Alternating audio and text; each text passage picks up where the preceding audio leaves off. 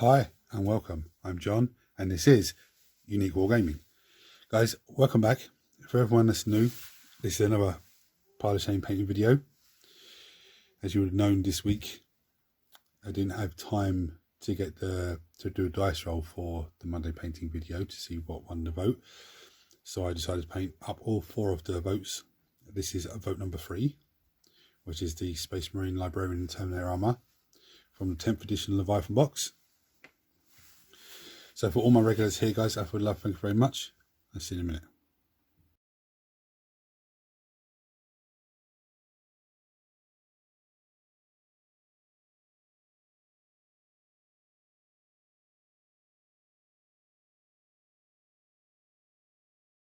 Right, so my regulars will know my Space Marine chapter colours are a bit of pain in the arse to do. They look sexy when they're done, but before that they are a pain in the arse. So I have one side that's Screaming Skull, the other side is corn red, and then highlight the corn red. But this is an absolute pain in the backside to get it to the level that I want it to get to, like the richness of this amazing colour. Now I do have Banshee Brown, which is basically the same. It just acts a little bit differently, which I might try on this guy just because he's a hero, so make him stand out even more. But if I like the way it works, then that's the new formula going forward. If I don't like the way it works, it's only one model that I've done it on. So the first paint I'm going to do is I'm going to go in with some Youth and Grey, and I'm going to do the side that's going to be the Screaming Skull. I'm going to come in and just get that. There's a lot of detail on here that I don't want to mess up on. He's got all these little runes on his legs and all that sort of stuff. So what I'm going to do, I'm going to come in and get this.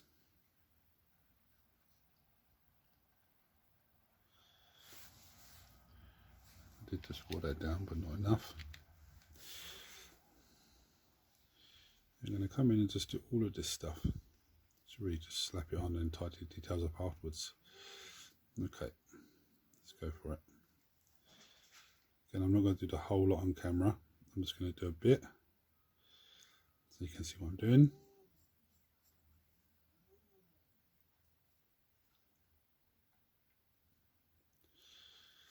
I'm going to go off camera and mess around with it a little bit. So next I'm going to come in with some corn red, and I'm going to do the other side. Now this is one of those mad colour combinations that when I put the Screaming Skull on, it looks okay, but it's actually when I put the red on that actually it really does pop. So what I've decided to do every time now is put the red on, do one layer of the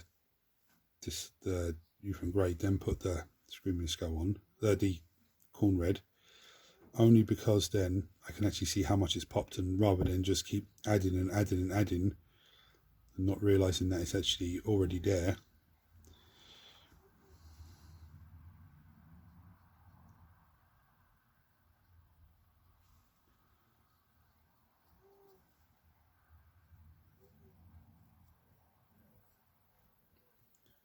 As a red skull, I do like this corn red. I think it's actually an amazing colour.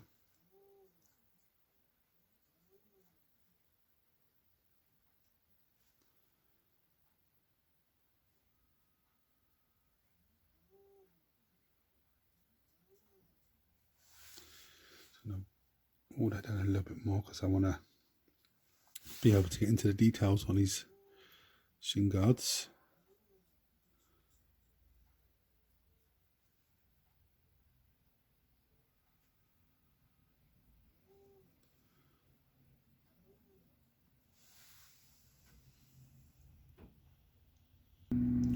Right, so now I'm going to come in with some of that Banshee Brown. I want to see how it comes out. So I'm going to go over back over the Youth and Grey stuff.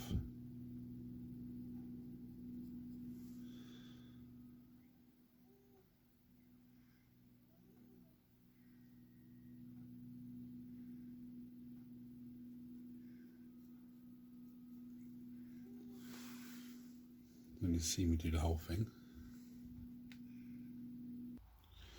Right, so it's still a little bit wet, so I have to wait for it to dry. But it's looking good so far, but I don't think it's quite. I think after this stage now, I will be going back to doing Screaming Skull because it's the layer paint. And that the Banshee Brown is the same sort of colour as the Screaming Skull, but the Screaming Skull is a layer paint, so we'll go and brighten dull itself down. But I think doing what I've done so far with the Youth and Grey and then the Banshee Brown is a good base colour to add to Screaming Skull too. So I don't need to do, I need to just do a nice watered down Screaming Skull, maybe 2 thin, very thin coats, just to, you know, tidy it up here and there. Like maybe on the leg you can see there's bits of dark coming through, and the shoulder pad as well. Yeah, just not going to take that much just to tidy up nicely. I'm going to leave it to dry and I'm going to come back to you for the next bit. Right, so next I'm going to come in with some Screaming Skull. I'm going to water this down a little bit more on the wet palette. What I'm going to do then is just come in and just over the top of where I've done the Banshee Brown.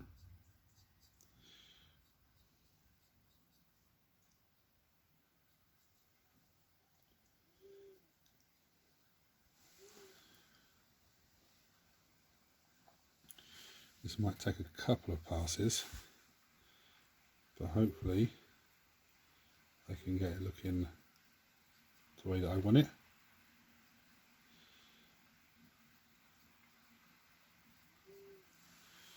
And then I'll come and do the rest. Right, so next I'm going to come in with some lead belcher. And what I'm going to do with this paint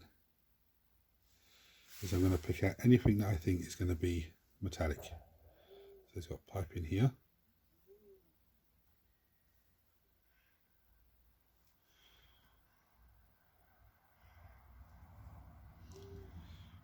Oh, I've done the paint the scrolls as well, or the purity seals.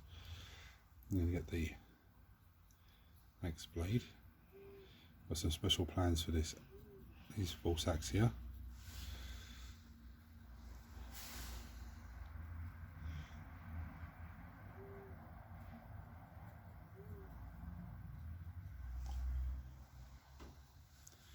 Bits like this, the venting.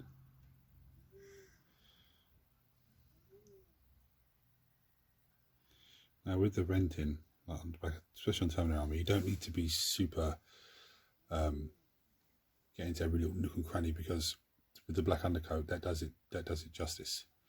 I think I overshot a little bit with the Screaming Skull down top, which I've sorted out with red afterwards. Not a big issue. There's all these chains hanging up in. Now when you're doing the chains and piping, you just sort of dry brush it down.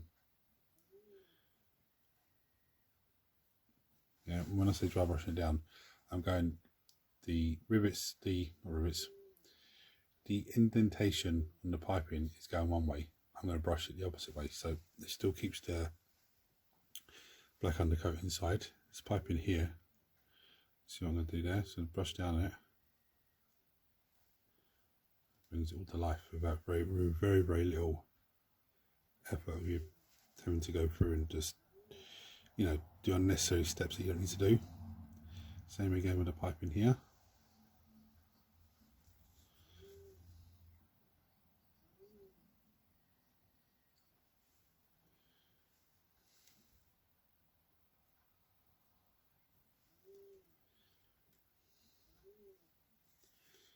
Yes, bolter as well.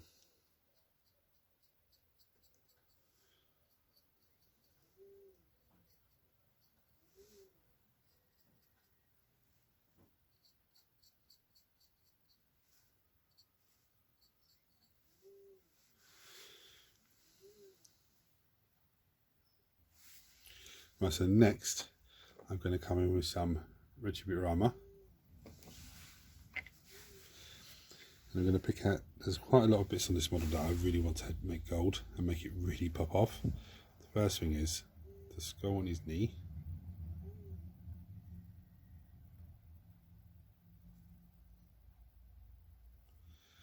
He's got a little symbol hanging off his wrist here. bit on his chest.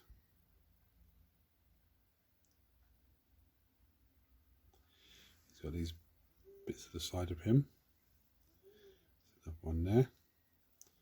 So this lovely symbol up on his shoulder pad. And I want to get this trim on both sides. There's a bit of wrist here I want to get as well. And all these ball joints. These are, joint bits.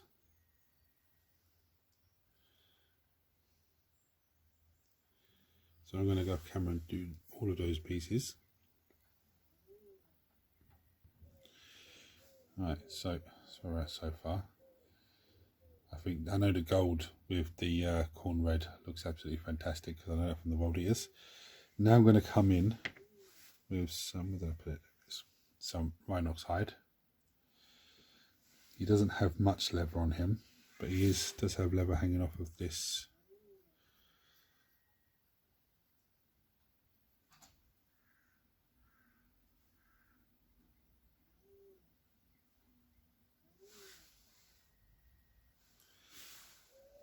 I don't honestly think there's any pouches on there.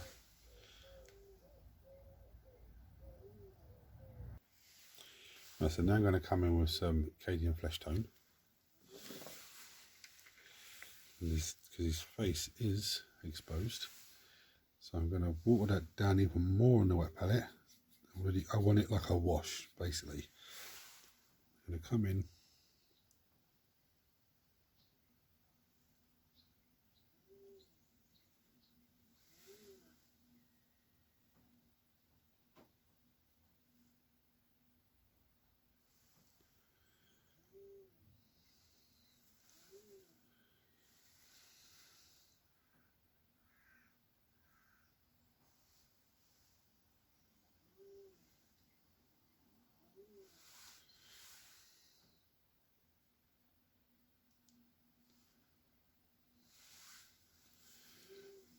Right. So for all intents and purposes, this guy is battle ready. Apart from his purity seals. Let me do those first actually. So I'm going to come in with some Lothern blue.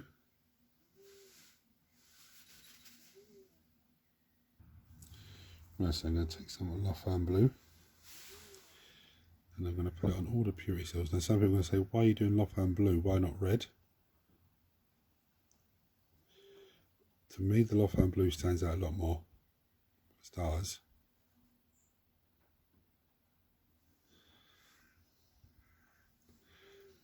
But also, if I'm doing it red, on the side of my Space Marine, there is the corn red. It's not going to stand out that much. Oh, the back, I thought there's a book on the back. It's not. It's a satchel. So I painted that with the Rhinox hide as well. There's one up here.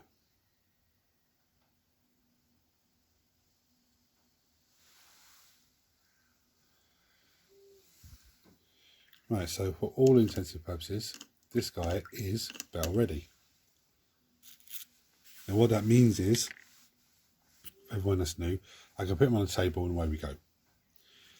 But what I'm going to do now is take him beyond battle ready standard. Now this can be lots of steps, it could be simple, a few simple steps. They can include dry brushing, washing. You can even bring contrast paint at this stage, which I'm going to do. It includes edge highlighting, layering. When I say layering, I'm talking about, you'll see it when I do with the red here. I'll bring Razaka red in and just layer up on the corn red, so it gives you different shading on it, on highlighting. Yeah, so the first thing I'm going to do, I'm going to come in with some Polar Glacier. I used this on the last video on Lilith and it looks pretty well, so I'm going to come in and do it again. But I've got a special task for this. I'm going to come in and I'm going to try and, I'm not going to paint it into the grooves, I'm going to try and stab it into the grooves. Or stipple it, shall I say. That didn't work too well. Anyway.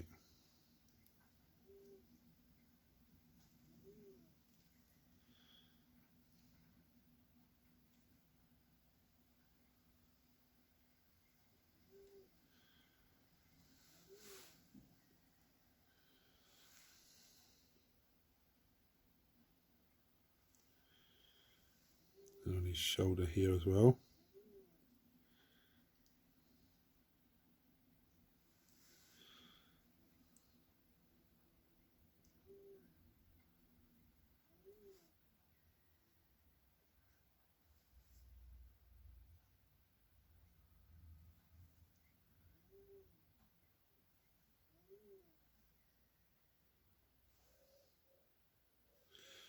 And I'm going to do it across the weapon. But on the weapon, I'm going to go a little bit more heavier, I'd say.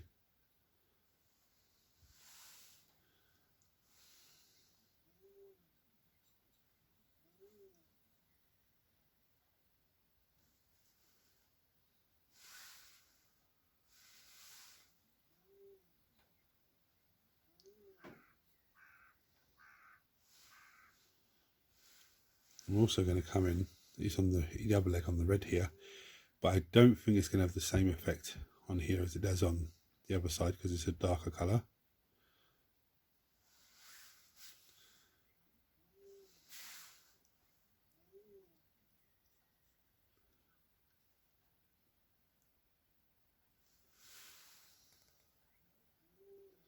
So coming out okay, so it's a bit of a touch. Now I'm probably going to have to go over this a few times just to get really into those. But see, I did put nothing back on the brush from doing this side. So I'm just trying to work with what I have on the brush and what's on in the gaps already.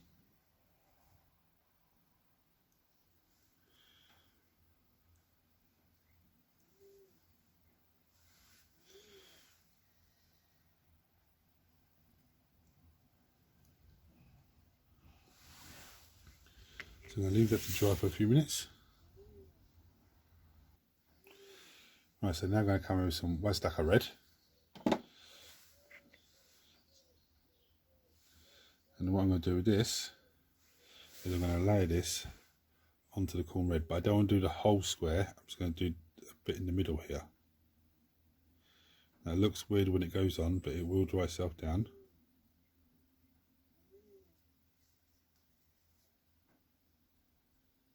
I say dry, so it will dull itself down and look absolutely amazing.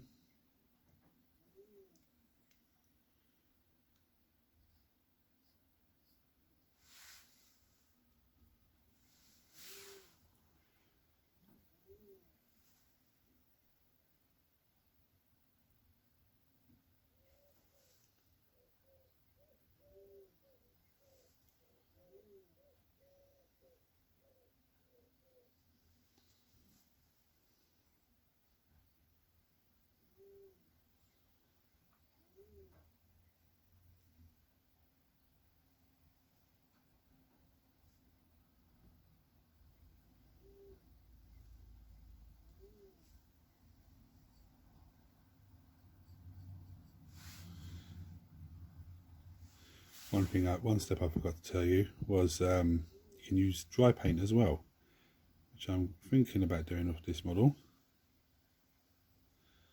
Dry paint is a weird paint because it looks more like a paste. But as soon as you start applying it, it just really does pop off.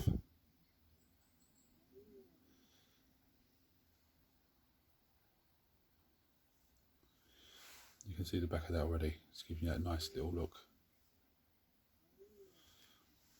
Because the Wazdaka red is a layer paint, if you're not too happy with what you've done, you can always go back over a bit more.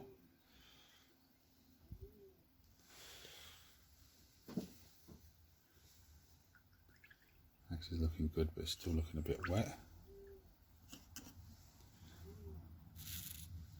So I'm going to give it a few more minutes to dry. Right, so now I'm going to come with this Imric blue. This is a dry paint. Let me show you what it looks like. That's what it looks like a paste. But it doesn't come out like that. When you take it out on the brush, it has got a bit of liquidness to it, I suppose you should say. But it's not really, it's not as free flowing as normal paint. Yeah.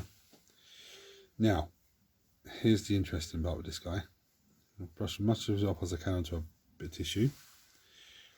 I wanted this glow effect to be a bit more. Now, one thing I think I'm going to do is just do it coming down onto the stone.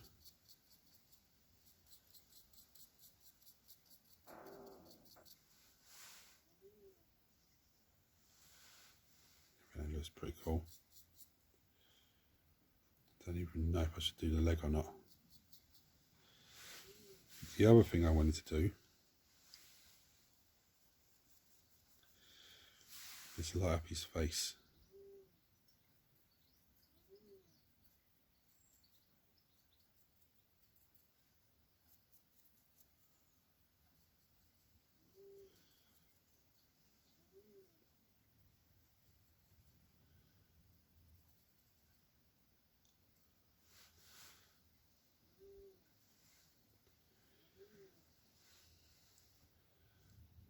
I'm going to light up the axe as well.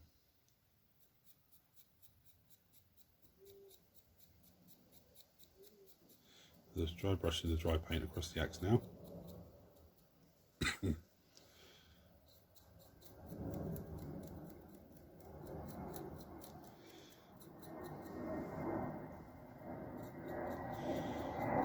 brush across his hand a little bit to give me like a light source.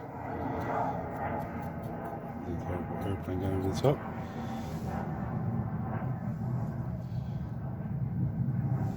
I'm still not sure about this.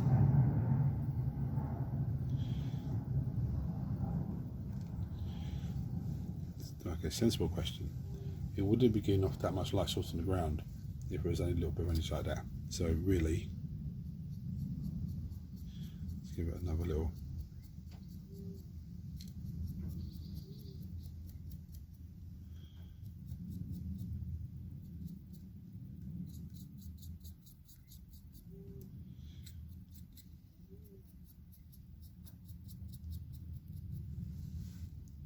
I think that looks better. It looks so much better. So you know, when I'm doing this downwards, I'm trying to just do it one way rather than going across. And when going up, I want to go the opposite way to give me my light look. I think that looks absolutely fantastic.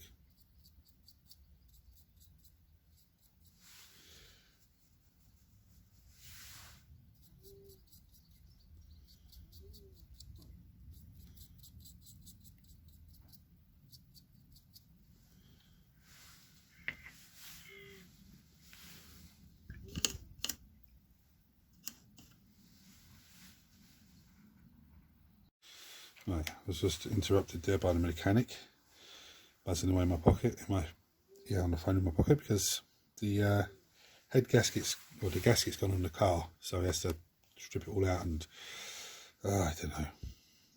So what I'm going to do is just see if there's any more of this blue I want to do. I don't know, maybe I should do it.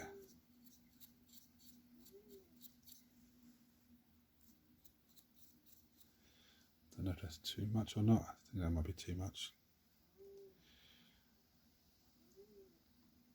I don't know, maybe that.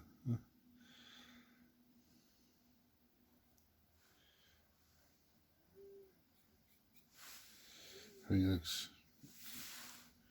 quite snazzy there.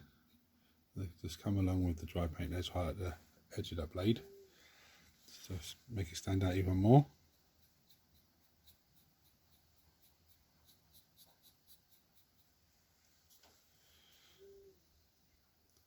And there we have it. Oh no, we're not. There's one more thing to do, which I almost forgot about.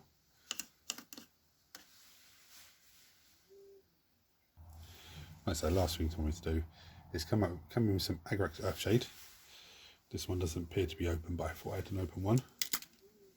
I do now. And what I'm going to do with this shade is I'm going to just slap it on the purity seals. I've got too much there, I think. Say purity, so I mean the scrolls hanging off of them. Definitely a bit too much.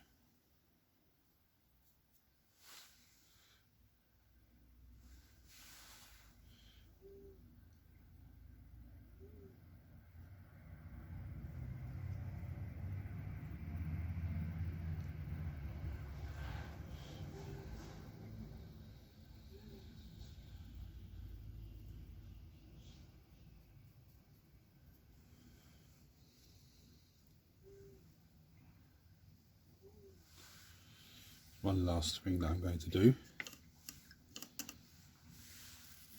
I'm going to come back in with some Screaming Skull, and what I'm going to do with that, I'm going to get some of my brush onto the tissue, and the little leather strap hanging off him. I'll give that little dry brush down to give us a nice little worn leather look, and the book on the back as well. There's also this satchel.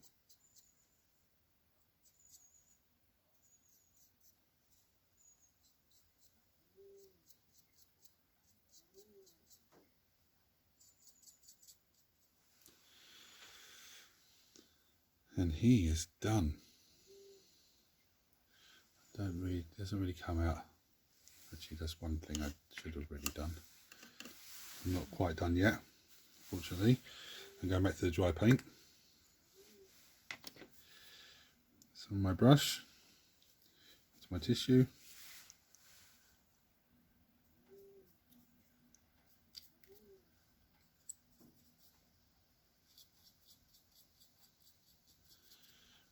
Do the same thing I did the other side on the back leg.